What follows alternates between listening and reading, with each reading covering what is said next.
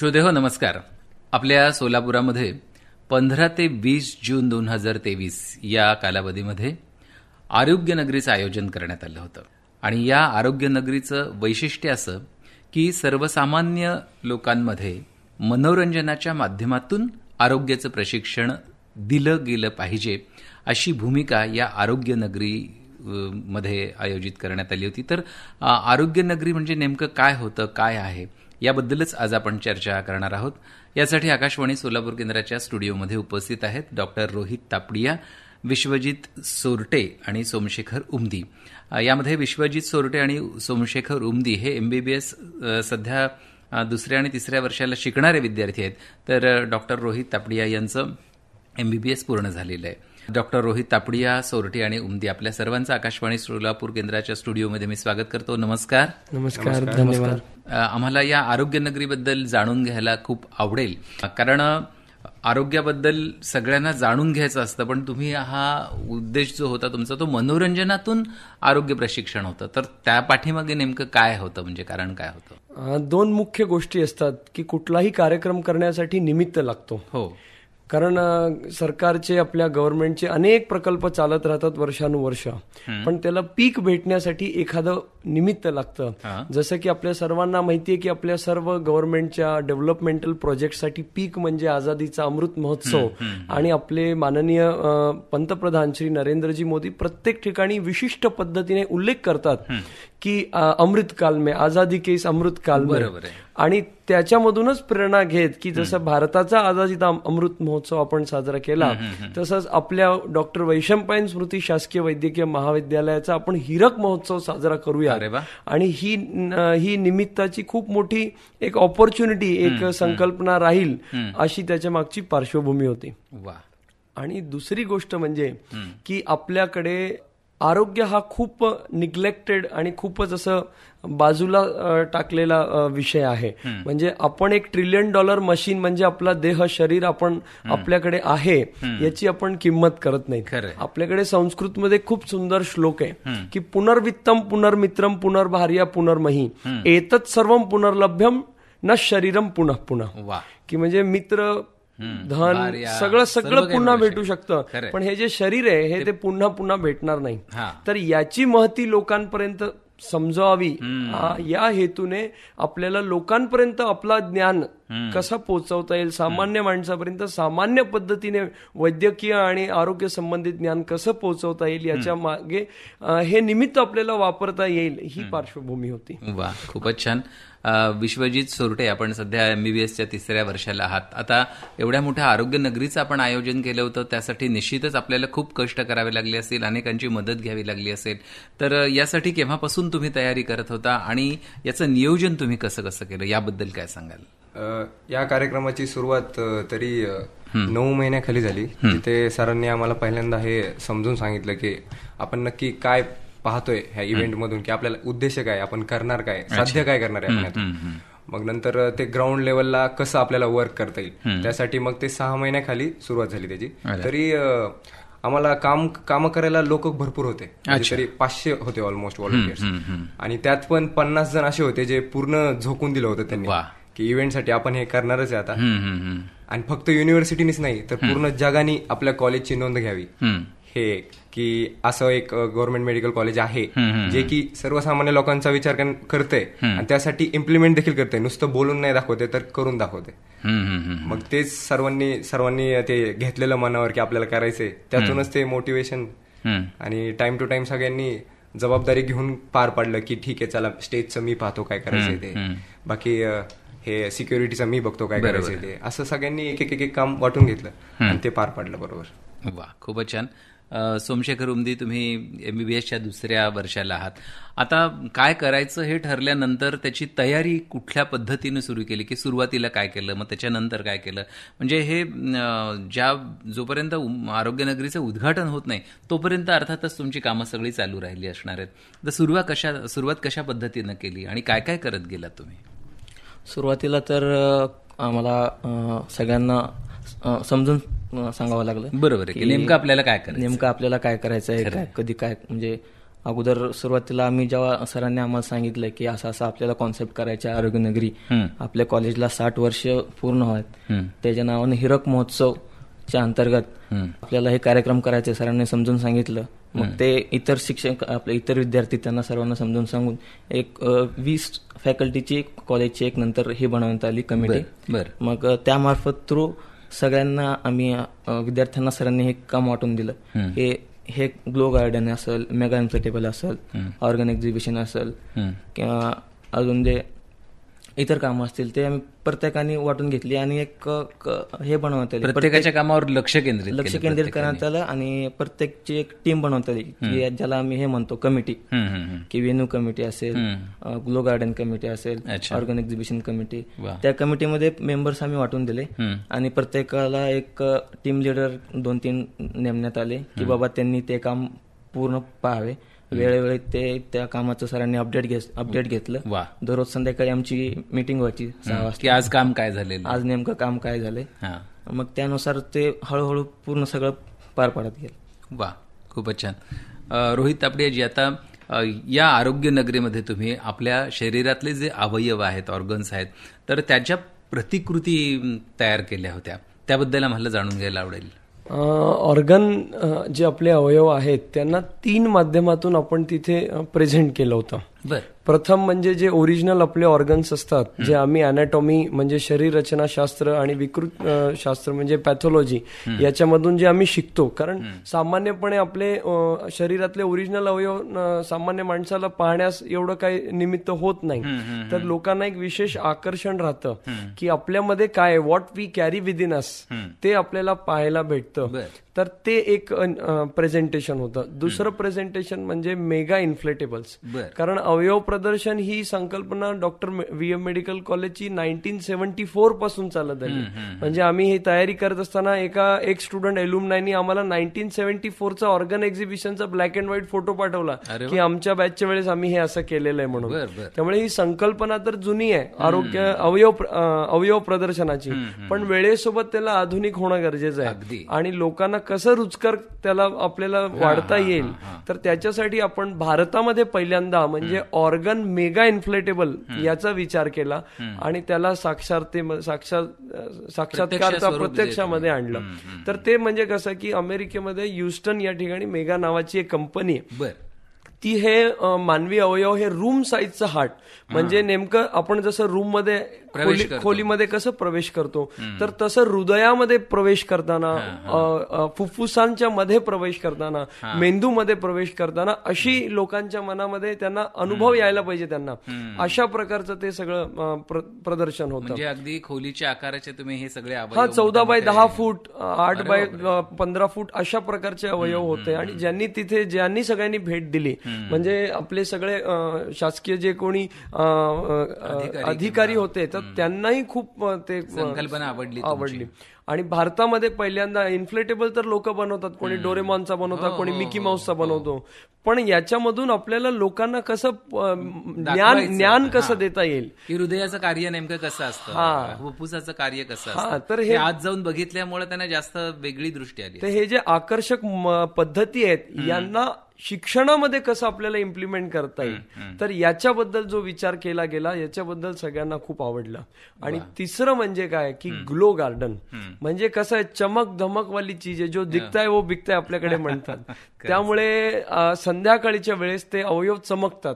तर वेगळा त्याचा फॅब्रिक येतो, स्पॅन्डिक्स मिक्स, तो सुरतवरून आपण मागवला होता आणि लोखंडाच्या सळ्यांनी तारांनी आमच्या मेडिकलच्या विद्यार्थ्यांनी ते सगळे आकार देऊन त्याला शेप देऊन, कारण मेडिकलचं दुसऱ्या कोणाला सांगणार, एखादा लोहार जरी आपण त्याला मदत मागितली किंवा त्याला आपण आयडिया काही नसते, तर त्याला तिथे पूर्ण वेळ उभं राहून करून घेणे हे शक्य नाही. त्यामुळे आपल्या हॉस्टेलमध्ये रात्री बेरात्री कसंही बनवा, आपल्याला जमेल त्याप्रमाणे वेळ, दिवसा कॉलेज, संध्याकाळी वेळ काढून मुलांनी सगळं काम केलेलं आहे आणि त्या माध्यमातून हे केलं. आणि याच्यात म्हणजे उमदा एकदम लोकांचा सगळा सहभाग होता. म्हणजे आपला काम करत करत समाजासाठी काहीतरी विचार करणं, आज माझ्या बाहेर, ममत्वाच्या बाहेर विचार करणारी गोष्ट कमी, तर ती प्रत्यक्षात मुलांनी सगळ्यांनी केली. आणि खारीचा वाटा म्हणा किंवा हत्तीचा वाटा म्हणा, पण प्रत्येकाने त्याच्यामध्ये आपलं काही ना काही दिलं. आणि याच्यात 2 गोष्टी ज्या डिजिटल ज्या गोष्टी आहेत, एक म्हणजे शॉर्ट फिल्म, म्हणजे वेगळी त्याची टीमच होती पूर्ण. आणि डायरेक्शन, कास्टिंग, त्याचं ऍक्टिंग, त्याचं शूटिंग, त्याचे अँगल, त्याचं कुठलं बॅकग्राऊंड असलं पाहिजे काय, आणि त्याचं म्युझिक, त्याचे शब्द, सगळं मुलांनी केलं मेडिकलच्या. म्हणजे मॅनेजमेंट काय असतं हे जगाला दाखवून दिलं आमच्या मुलांनी. आणि याच्यात अजून एक डिजिटल गोष्ट म्हणजे लेझर शो. बर. हा लेझर शो, आपण जगात कुठलाही लेझर शो किंवा कुठलाही फाउंटन शो बघितला तर हा फक्त मनोरंजनाकरिताच आपण पाहू शकतो. पण याच्यामध्ये परत तेच की प्रशिक्षण लोकांना आपल्याला, how we can use that channel for acknowledgement of people, हा त्याच्या मागचा उद्देश होता. तर आपल्या सगळ्यांना माहिती की थुंकू नये, पण लोक का थुंकत नाही, या भीतीने की मला दंड बसेल. पण थुंकलं का नाही पाहिजे, कारण थुंकल्याने आजार पसरतात. तर ही त्याच्या मागची भावना, एक पाऊल पुढे जाऊन त्याने विचार केला पाहिजे. तर हे सगळ्यांचा विचार करण्याचे छोटे छोटे 2-2 मिनिटाचे व्हिडिओज त्या लेझरच्या ह्याच्या माध्यमातून बनवले, आणि त्याला परत लेझर शोचे जे ग्राफिक्स असतात त्याच्यात कन्वर्ट केलं, आणि आपल्याकडे लेझर शो दाखवण्यात आलं. वा, खूपच छान. विश्वजित सोरटे, आता हे करत असताना तुम्हाला असं तर नाही झालं की तुम्ही एखाद्या व्यक्तीला ही करण्यासाठीची ऑर्डर दिली आहे, उदाहरणार्थ हृदय बनवायचंय तुम्हाला खोली एवढं, तर तुम्ही त्यांना ऑर्डर दिली आणि त्यांनी लगेच तुम्हाला रेडीमेड हृदय पाठवलं. तुम्हाला त्याच्यामध्ये बऱ्याच वेळेला दुरुस्त्या सुचवाव्या लागत असतील, किंवा विशिष्ट चित्र काढून पाठवावी लागत असतील, किंवा ग्राफिक्स करून पाठवावे लागत असतील, त्याच्याबद्दल काय सांगाल? नाही, तशी चूक म्हणता येईल, किंवा असं चुकून म्हणजे की कमी बनवून आलं किंवा तो मिसिंग आहे पार्ट, असं शक्यतो झालंच नाही. कारण आम्ही घाई केली नाही कुठल्याच गोष्टी. एकदम हळूवार पद्धतीने, पद्धतशीर सांगून हे आपल्याला असं असं पाहिजे. चुकलं तर आपल्याला सेकंड चान्स नव्हता. ऑलरेडी बजेट आपलं इतकं नव्हतं की आपण पूर्ण सगळं परत सारखं नवीन बनवून घेऊ.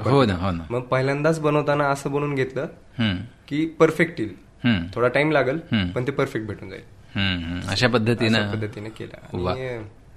बाकी मग काय, बाकी ते मुलांनी मनावरच घेतलेलं, ते करायचंच आहे म्हणून आपल्याला. त्यामुळे सगळ्यांनी उत्स्फूर्तपणे अक्षरशः जेवण झोप याचा विचार न करता सर्वांनी काम केलं. वा, क्या बात आहे. सोमशेखर उमदी, आपण हे जे काही सगळं केलं, हे केलं तर सगळं खूप छान, पण ते लोकांपर्यंत पोहोचण्यासाठी शब्दांची म्हणजे जरूर असते. ते विशिष्ट भाषेमध्ये जर आपण विद्यार्थ्यांना सांगितलं किंवा येणाऱ्यांना सांगितलं, कारण कसं असतं की हे सगळं तुम्ही वैद्यकीय भाषेमध्ये शिक्षण तुमचं झालेलं असतं, त्यामुळे त्यांचे वेगवेगळे तुम्हाला माहिती असतात. पण आता हे सर्वसामान्य माणसाला कळायला पाहिजे, यासाठी तुम्ही काय?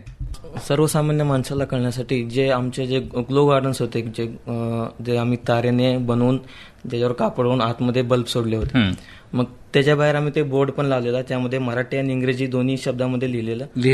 म्हणजे तो एखादा अवयव आपल्या अंगातला, तो आपल्याला कशा पद्धतीनं काम करतो, तो काय संदेश देतो, ते आम्ही तेवढं माहिती. आणि तसेच आम्ही व्हॉलंटियर्स अलॉट करून दिलेले. म्हणजे असे समजा आता एक शाळा आली आहे व्हिजिट द्यायला, तर एक 3-4 व्हॉलंटियर, एक लाईनच्या स्टार्टला, एक एंडला, आणि एक त्यांच्या प्रोफेसर सोबत, असं समजत की समजा आमची भाषा नसेल समजत विद्यार्थ्यांना, तर आम्ही प्रोफेसर्सला सांगणार त्यांच्या कॉलेजच्या की आम्ही असं हे बनवलंय, मग ते त्यांच्या भाषेत विद्यार्थ्यांना शिकवणार. असंच आम्ही मुकबधीर शाळेच्या विद्यार्थ्यांना देखील शेवटच्या दिवशी जाऊन अँब्युलन्सने एस्कॉर्ट करून आणलं, आणि ते आम्ही त्या प्रोफेसरला सांगत होतो, ते साईन लँग्वेज मध्ये विद्यार्थ्यांना सांगत. त्यांच्यासोबत राहून आम्हाला पण यायला लागलेली नंतर साईन लँग्वेज. पण ते इतकं छान समाधानी वाटत होतं ना की चला, त्यांच्या चेहऱ्यावरचं जे हास्य, परत ते जे एक्साइटमेंट दिसत होती की ती एवढं मोठं ऑर्गन आहे, आणि ती त्यांना जेव्हा रिअलाइज व्हायचं की अरे हे अवयव आहे, एवढा खोली, एवढा अवयव आहे, आपल्या आत असतो तो इतकं त्यांचं भारी हे करत होतं ना, ते एक्सप्रेस करत होते ना, एकदम खूपच छान. सांगता येत नाही एवढा भारी एक्सपिरियन्स. नाही, खरंच आहे. डॉक्टर तापडी, आपल्याला हे जे आपण इथं आयोजित केलं होतं, तर मला वाटतं त्याच्याबद्दलची दखल ही वर्ल्ड रेकॉर्ड तुम्ही केलेले, त्याच्याबद्दल आम्हाला जाणून घ्यायला आवडेल. जेव्हा संकल्पना सुरुवातीला मांडली होती 6 महिने 8 महिन्याखाली, तर तेव्हा मुलांनी खूप सर्च केलं की अरे ह्याच्या आधी कोणी केलंय का, कुठे झालेलं आहे का. कारण सहसा मानवी वृत्ती काय असते की कुठे केलेलं आहे तर थोडं रेफरन्स घ्यावं, आपण थोडं त्याच्यावरून एक आयडिया घ्यावी, एक विचार त्याच्यामधून आकारावा, आणि मग आपलं करावं. पण गुगलवरून म्हणा इतर माध्यमातून जेव्हाही माहिती काढण्यात आली किंवा विचारलं तर असं कुठेच आढळलं नाही की अशा प्रकारचा कार्यक्रम एकाच मंचावरती एकाच छताखाली सर्व प्रकारचा झालेला आहे. आणि त्यामुळे तेव्हा एक वेगळाच विश्वास सगळ्यांमध्ये जागृत झाला की we are doing it for the first time.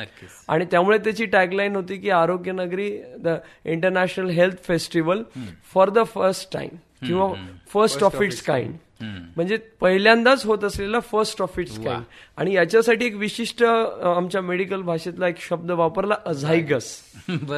अझायगस ही एक वेन असते, रक्तवाहिका असते, आणि अझायगस ही एकच असते. अरे बापरे. तर त्याचा अर्थ आहे अनपॅरलल, म्हणजे कधीच न झालेला. म्हणजे वैद्यकीय शब्दांचा लिटरेचरमध्ये प्रयोग करून आपल्याला कसं करता येईल. तर Azygos health festival the first of its kind. बर. आणि मग त्याच्यानंतर आपल्याला याला जागतिक स्तरावरती कसं प्रेझेंट करता येईल याच्यावरती शोधायला लागले. मग जे सोलापूरचे कोणी वर्ल्ड रेकॉर्ड होल्डर्स आहेत, गिनीसचे म्हणा, वर्ल्ड रेकॉर्ड कम्युनिटीचे म्हणा, त्यांना आम्ही ट्रेस करायला लागलो. त्यांच्याबद्दल माहिती काढून त्यांना विचारायला लागलो की काय प्रोसेस असते, ऑनलाईन असते, त्यांचे कोण ऑफिशियल ज्युरी असतात, आणि सगळी माहिती काढून मग त्याला इनिशियली अप्लाय केलं. म्हणजे कसं जेव्हा आपण एखादा विचार करतो तो किती प्रत्यक्षात येईल ह्याच्यावरती आपल्याला खात्री नसते, आणि पहिल्यांदा करतो म्हणल्यावर झालंच. नक्कीच नक्कीच. त्यामुळे खूप मनामध्ये सगळ्यांच्या असं संकोच होता. पण करत करत करत ती प्रोसेस पण कम्प्लीट झाली. आणि 5 दिवस, खरं तर 6 दिवस त्यांचे एड्ज्युडिकेटर्स 2 जण, एक इंदोरवरून होते, एक मुंबईवरून होते, जे इंडियन एड्ज्युडिकेटर्स आहेत. वर्ल्ड रेकॉर्ड कम्युनिटी ही US बेस्ड कंपनी आहे. त्यांचे एड्ज्युडिकेटर्स 6 दिवस दररोज सकाळी 9 ते रात्री 9 वाजेपर्यंत आपल्या तिथे ग्राउंडवर असायचे. आणि पूर्ण एड्ज्युडिकेशन करून शेवटच्या दिवशी त्यांनी 18,125 लोकांनी याला भेट दिली. त्याची QR सिस्टम मेंटेन केली होती. आणि प्रत्यक्ष म्हणजे एकदम ट्रान्सपरन्सीमध्ये सगळं काम, की मोगम काहीच नाही. आणि प्रत्येक गोष्टीमध्ये प्रोफेशनॅलिटी झळकत होती की बाबा असंच झालं असं नाही. तर त्याचं पूर्ण व्हेरिफिकेशन झालं आणि त्या लोकांनी आपल्याला शेवटच्या दिवशी world's largest health and wellness festival असा खिताब घोषित केला. क्या बात आहे. फारच छान. त्याबद्दल पुन्हा एकदा सगळ्यांचं अभिनंदन आहे तुमच्या यासाठी टीमचं. विश्वजित, आता हे सगळं केल्यानंतर बघायला येणारे जे सोलापूरकर होते, मग ते विद्यार्थी असतील, नागरिक असतील, त्यांच्या प्रतिक्रिया काय होत्या किंवा त्यांना बघितल्यानंतर काय वाटत होतं? पहिलं तर त्यांना हे विश्वासच बसत नव्हता की आपण खरे अवयव बघतोय. याच्या आधी तरी त्यांनी कधी पाहिलं नव्हतं. विद्यार्थी देखील आता 9वी 10वीचे विद्यार्थी म्हणा, त्यांनी पुस्तकात पाहिलेलं असते, खरं चित्र पाहिलेलं असतं फार तर. इव्हन मला पण फर्स्ट इयरला आलेलो तेव्हा जेव्हा पहिल्यांदा ऑर्गन बघितलं, डेड बॉडी मधले डायसेक्ट करून ऑर्गन, तेव्हा आश्चर्य वाटत होतं हे काय. आणि आताच ते 9वी 10वीच्या विद्यार्थ्यांना किंवा 7वी 8वीच्या त्यांना पाहायला भेटतंय. तर यातून ते इतकं मस्त की ठीक आहे, आम्ही पण विचार करू शकतो मेडिकल फील्ड मध्ये येण्याचा. सांगण्याचा हेतू असा आहे की ती जनरेशन किती पुढे. आम्ही जे गोष्ट 18-19 वयामध्ये येऊन पाहिली, त्यांनी ती 12, 13, 14, 15 वर्षामध्येच पाहिलेली आहे.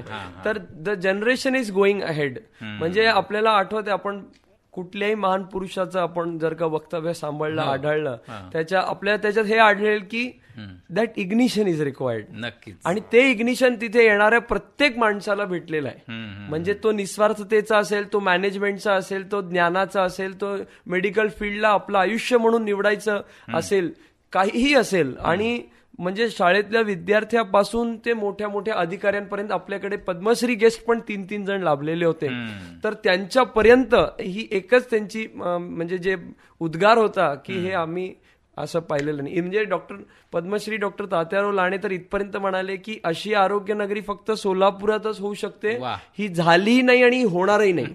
हे रेकॉर्डेड त्यांचे कोटेड स्टेटमेंट आहे. खूप छान. आज एवढ्या मोठ्या माणसाने तुमच्या सगळ्यांच्या पाठीवर कौतुकाची थाप ठेवली, हे सगळ्यात म्हणजे आनंददायक अशीच गोष्ट आहे.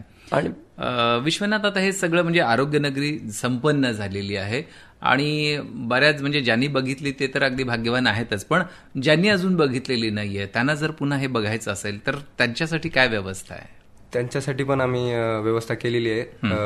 विविध सोशल मीडिया प्लॅटफॉर्म्स जसं इंस्टाग्राम असेल, फेसबुक असेल, युट्यूब असेल, तिथं आपण सर्व डे वाईज अपलोड केलेले आहे. डे 1 मध्ये काय झालं, डे 2 मध्ये वगैरे सगळं. आणि एंडला आपण पूर्ण असं 5-6 दिवसांचा एक समरी व्हिडिओ म्हणून पण बनवलेला आहे, ज्यातून जे मेन इन्फॉर्मेटिव्ह गोष्टी आहेत ते पाहायला मिळतील. इव्हन सर्वसामान्य लोकच काही, तर आम्ही पण ते पुन्हा पुन्हा बघतोय की आता ते कुठल्या ह्याच्यावरती बघायचं, म्हणजे कोणाला जर बघायचं असेल ती आरोग्यनगरी तर काय बघायचं, म्हणजे काय सर्च करायचं? आरोग्यनगरी सर्च केलं तरी येऊन जाईल. आमचं एक युट्यूब चॅनल आहे VM60 आरोग्यनगरी म्हणून. VM60 त्याला डॉक्टर VMGMC हीरक महोत्सव असं जर का युट्यूबवर सर्च केलं किंवा आरोग्यनगरी काही कीवर्ड्स असतात, आरोग्यनगरी सोलापूर, कारण हॅशटॅग वापरून आम्ही त्याला ते केलेलं आहे. तर डॉक्टर VMGMC हीरक महोत्सव असं जर का सर्च केलं तर आपल्याला भेटून जाईल.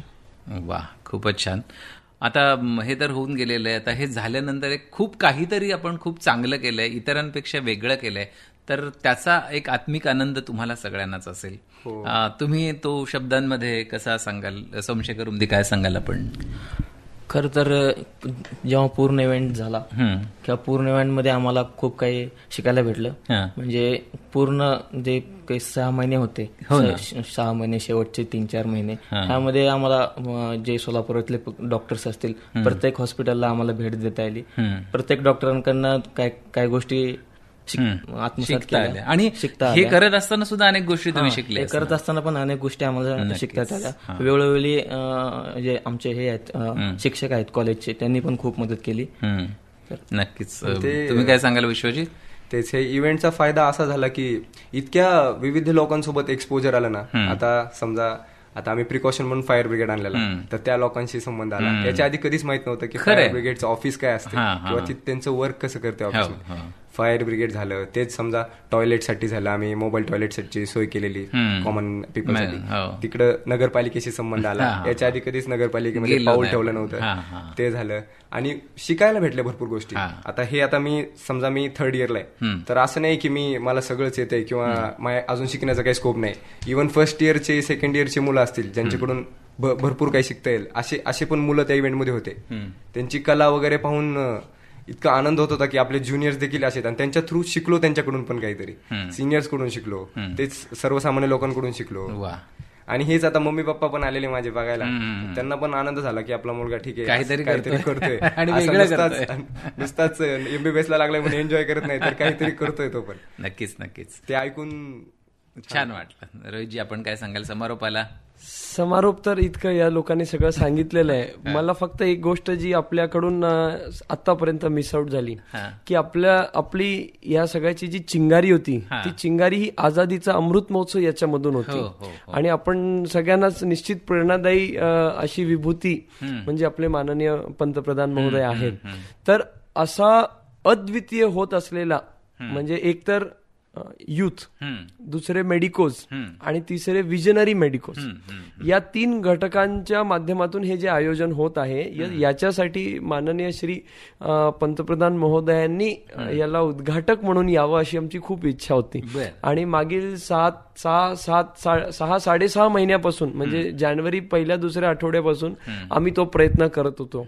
आणि योगायोग आम्हाला त्यांच्या कार्यालयामधून प्रतिसाद पण आला, माननीय जिल्हाधिकारी कार्यालय आणि माननीय पोलीस आयुक्तालय कार्यालयामधून, की kindly furnish the details of this programme to this office. पण सगळ्याच गोष्टी आपल्या हातात नसतात, त्यामुळे ती गोष्ट झाली नाही कदाचित.